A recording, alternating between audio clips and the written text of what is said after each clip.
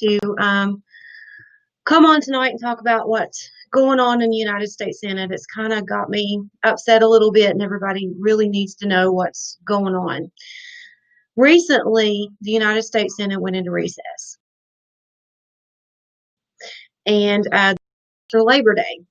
But what that means for a lot of people in America is some of our representatives have basically turned their backs on West Virginians and Americans, and we need to talk about it. They have had a bill on their desk called the HEROES Act for 3 months, and they've done nothing about it. In this bill, I want to read off a few things that's in that bill.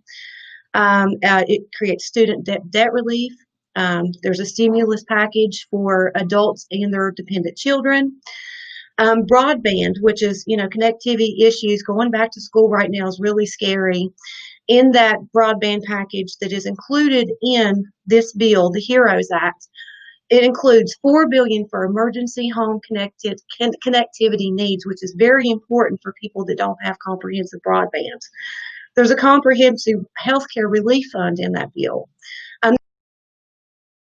There's money to go into absentee ballot applications because there's money to fund elections and make sure that the absentee ballot process is open to everyone. There's nutrition assistance. There's all kinds of things in this bill. But right now, my opponent decided to go into recess. Shelley Moore Capito, she was talking about what the HEALS Act was, something that she drafted prior to after the HEROES Act, to take unemployment benefits away from hardworking Americans in the middle of an international pandemic. She came home, she went to a $25,000 fundraiser with Jim Justice and Mike Pence, and she pretty much turned her back on the people in America and across West Virginia. Today, they had a press briefing, and they were social distancing. We are not allowed in public parks no more than 29 people at a time. They were protecting themselves in a press briefing, but they want to send our educators, our children, back into our schools when they are sitting there protecting themselves and they're afraid to even meet with the press. So that's basically what I wanted to tell you. I'm a mother and I'm a grandmother too, and I'm really, really frustrated with the political dynamic. Right now, in the middle of an international pandemic, a lot of these people are talking about corporate bailouts. When it comes to West Virginians and it comes to Americans, we always come last. My children are not school age right now, but I am a mother and I have a grandchild, and I know so many parents are frightened about sending their children back to school. And these people are more worried about protecting themselves. They are having, these big old fundraisers, and this is not about partisan politics anymore. And I really wanted to come in and appeal to West Virginians. We have always united with each other. It's never been about partisan politics. And right now, we're at a pivotal time in West Virginia. Work together and make sure that we have real people servants for a change. To me, it doesn't matter if you're Republican, you're Democrat, you're independent. We need real people servants. And I really believe in the founding of this country by the people, for the people, and of the people. And the people across West Virginia have been rising up. We had over 93 candidates to run for office in the primary. Every one of those candidates were ordinary people like us, and 43 got through the primary. We have 4 women that are the Democratic nominees for Congress right now, first, second, and third in the United States Senate, that are all women, and we all are not taking corporate PAC dollars. We can unite like our ancestors did, like Mother Jones, Joe Hill, the miners of Matewan and Blair Mountain, and we can do this.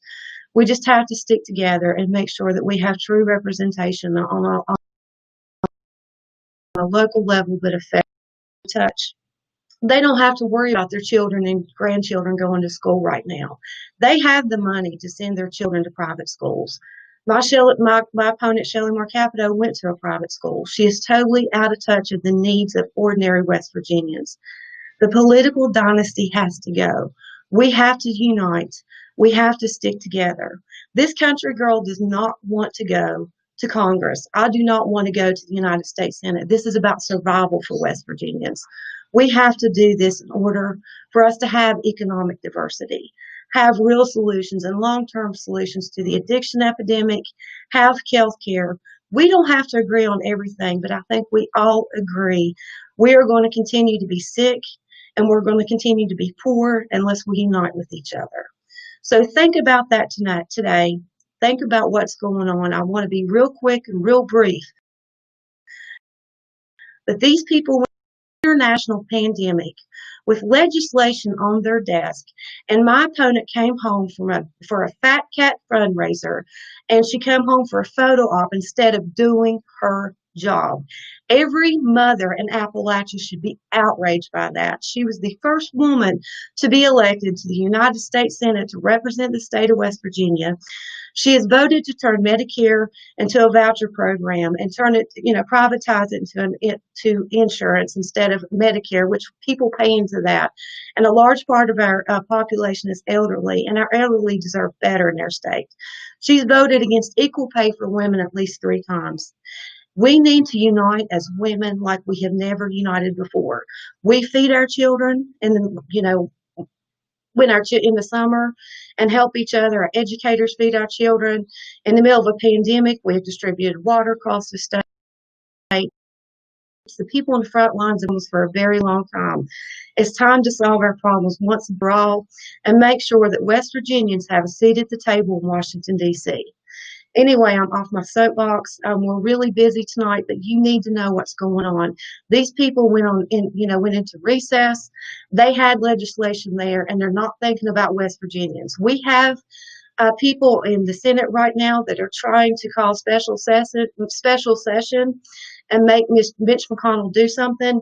But now is not the time for $25,000 fundraisers and photo ops. We need boots on the ground, and we need people that are actually going to be voices for the people in West Virginia and across this country. So go to paulagene.com. Let's volunteer. Let's do this, and let's send Shelley Moore Capito packing in November. Everyone have a good night. I love you, and please, please, please, let's do this. We have to send her packing. It's time for her to go. Children of West Virginia cannot suffer like this no more.